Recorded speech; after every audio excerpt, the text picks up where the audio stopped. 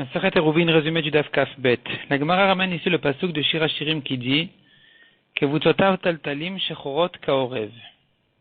Kevutzotav, ça veut dire que Kevutzotav, ça porte sur, c'est un machal, ça veut dire ses cheveux sont bouclés, noirs, comme un corbeau. La Gemara explique qu'est-ce que ça veut dire ce pasuk-là. La Gemara explique que Kevutzotav, ça veut dire les pointes, donc de chaque pointe de la Torah, chaque petit détail, taltalim, on peut apprendre de là-bas des tilet tilim, des tas, des grandes taches de halachot. Shchorot kaorev, noir comme un corbeau, la Gemara donne trois explications. Première explication, ça veut dire chez qui vont s'accomplir les paroles de Torah, qui c'est qui va mériter à la Torah, quelqu'un qui est shchorot kaorev, shacharit et arvit. Quelqu'un, ça veut dire qu'il se lève tôt le matin pour étudier et qui va tard se coucher le soir, il est toute la journée au Beth Midrash. Deuxième explication, shchorot kaorev, c'est celui qui noircit sa face pour la Torah, comme un corbeau, il se fatigue pour elle, pour la comprendre. Troisième explication de la Gemara, c'est, donc on le compare au corbeau, c'est quelqu'un qui ne se laisse pas aller à ses besoins naturels d'avoir pitié de sa famille proche, et pour étudier la Torah, il est prêt à aller rentrer dans une situation même un peu limite en parnassa, et donc finalement ça se prend un peu comme une cruauté de corbeau, et c'est lui qui méritera donc à la Torah, puisqu'il surmonte sa nature. La Gemara dit encore, change de sujet, elle apprend des psukim comme quoi Kadosh Baruch Hu, il paye le salaire au Rechaim dans ce monde-ci, et non seulement ça, mais au contraire ça lui semble comme un fardeau qu'il cherche à s'en débarrasser. Au Tzadikim, Kadosh Baruch Hu paye leur salaire au monde futur. La Gemara dit que Kadosh Baruch Hu s'écrit Erech Apaim au pluriel, ça veut dire il a les patiences. Il a la patience vis-à-vis des Rechaim pour les punir, et il a la patience vis-à-vis des Tzadikim pour leur donner leur salaire. Donc le salaire des Tzadikim et la punition des Rechaim viendra à la fin. La Gemara ensuite reprend la Mishnah. Dans la Mishnah, on a vu que les passim ne sont permis selon Rabbi Yehuda que jusqu'à une surface de 2 CA. Et la Gemara demande, est-ce que quand on parle de la surface de 2 CA, c'est la surface du puits tout seul uniquement, ou bien c'est la surface de tout ce qui est entre les passim? La Gemara dit qu'en réalité c'est la surface du puits uniquement. Selon Rabbi Yehuda, s'il est plus grand donc que 2 CA, il est interdit, on ne peut pas le permettre grâce au système de passim. Et selon Chachamim, c'est quand même permis. La Gemara dit cependant, nous avons une marloquette entre Rabbi Yehuda et Rabbi Shimon. Est-ce que les 2 CA dont on parle, ils sont sous forme de carré ou même de rectangle? Selon Rabbi Yehuda, même si la longueur est plus que la largeur, c'est bon tant que ça n'a pas une surface de 2 CA, donc de 100 amot sur 50 amot. Selon Rabbi Shimon, pour permettre, il faut que ce soit vraiment carré, 70 amot sur 70 amot et quelques. Et c'est ça la surface qui correspond à 2 CA. Mais si il est long, alors ça sera interdit. La Gemara ramène encore une règle qui dit que si un endroit est habité, mais en réalité, c'est-à-dire il est habité, mais il sert à l'extérieur.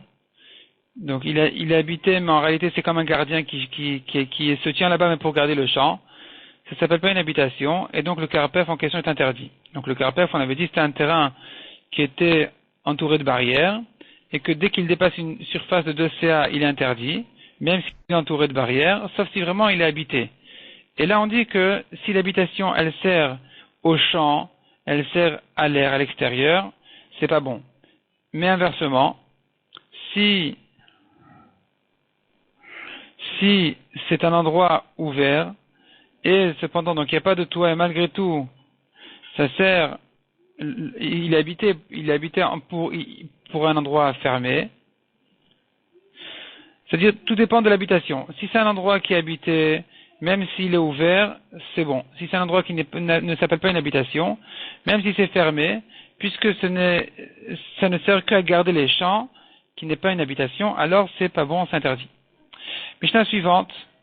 Si entre les passim il y avait un passage public, selon Rabbi Yehuda, il faut le sortir d'entre les passim, sinon sinon il rend pas sous les mechitot. Selon Chachamim, c'est pas la peine.